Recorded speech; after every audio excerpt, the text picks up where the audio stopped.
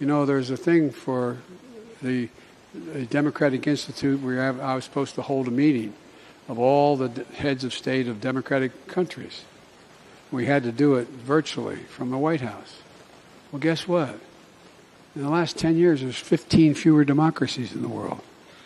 Fewer. Not more, fewer.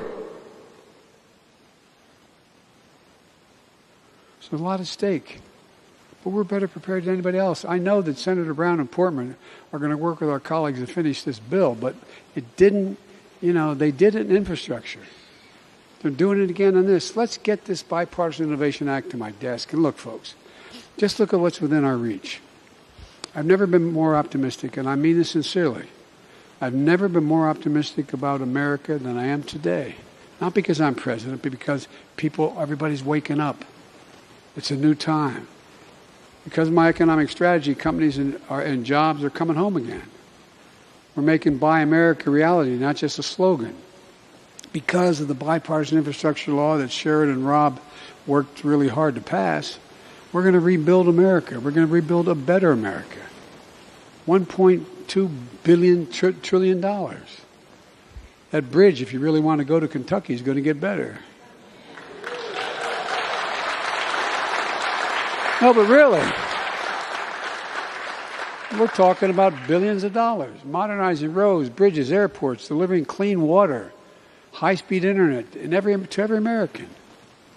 And it's going to move goods faster and more efficiently, lowering transportation costs, helping us outcompete anyone in the world. Where are those two beautiful young girls? You see these young girls here? They wrote me a letter about wanting me to help do more on trains. Well, guess what? Because of the guys behind me, we have allocated more money for rail systems in America than the entirety of the Amtrak appropriation began the first. And I know about Amtrak. I've traveled 1.2 million miles on Amtrak because I commuted every single solitary day, 270 miles a day, as my colleagues can tell you when the Senate was in session. You get a kick out of this, Sherrod. I was the Secret Service doesn't like me taking the train because it stops too many places, and so I was riding home though to see my mom, who was living with me because she was in hospice, and on a Friday, and a guy named Angelo Negri, a senior conductor, walked up and said, "Joey, baby!" Grabbed my cheek. I thought he was going to shoot him. You know, they go, "Joey!" I said, "Ange." I said, "He's okay. He's a friend. It's a true story." He said, "What's all this I read in the paper? You traveled over 1 million miles on Air Force planes." Every single mile a vice president or president travels, they keep a public record of on an American aircraft. And he said, "The boys and I were at the retirement dinner up in Jersey. So we figured it out. Average 222 days a year, 36 years. Total of 269 miles every day. Joey," whether it's true or not, I said, 1,200,000 miles, not counting as vice president. So I know a lot about trains. And by the way, the reason we're doing it, the reason these guys supported it, it's not just Amtrak, it's also vehicles and buses in towns and cities and light rail. It's because it's going to clean the environment. Everybody knows if you can get on a train and travel from here to Columbus and do it quicker than you can in your car, you're going to do it. It's going to take thousands of vehicles off the road.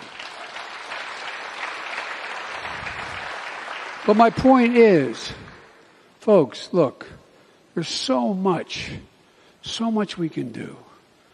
This is the United States of America, for God's sake. When do we lose our absolute confidence in our ability to do anything? I was in the Tibetan plateau with Xi Jinping, with a translator. We each had a translator.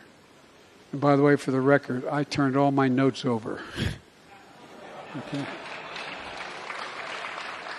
And seriously, and so he looked at me and he said, "Can you define America for me?" I said, "Yes, I can. One word." And I mean it from the bottom of my heart. Think about this. The one word that defines America better than any other country in the world. Possibilities. Possibilities. We've never believed there's anything out of our reach if we set our mind to it. And we've never failed when we've set our mind to it, whether it's going to space or to the bottom of the ocean. This is the United States of America, for God's sake. Look, I just told you about those computer chips in Intel. It's going to make them here in Ohio. Well, America invented those chips. We invented them, nobody else. They helped power the NASA mission to the moon. They gave us a military edge in the Cold War. And the federal investment from NASA in the military that kept fledgling chip industry alive, brought down the cost of making them, built a market, ushered in a new digital age. But then we stopped investing in ourselves. These chips are now predominantly made overseas. We learned a hard lesson during the pandemic. 1/3 of core inflation we faced last year is because of automobiles, the cost. Why? We had a lot of buyers because wages went up 5.5%. People wanted to buy things, but why couldn't they buy them? Because they couldn't make them. Why couldn't they make them? They didn't have the chips. The shortage of semiconductors. That's not that the same thing happened here today with 3D printing and other advanced manufacturing that was invented and pioneered in America. These technologies revolutionize the way of life. They keep prices low for businesses and families. So let's make them in America again. Let's build a future here in America. Let's remember who in God's name we are. We're the only country in the world. And the reason why we're sometimes called ugly Americans, who can be defined by the notion of possibilities. There's nothing beyond our capacity. Nothing beyond our capacity. Not a single thing. If we act as the United States of America. The United States of America.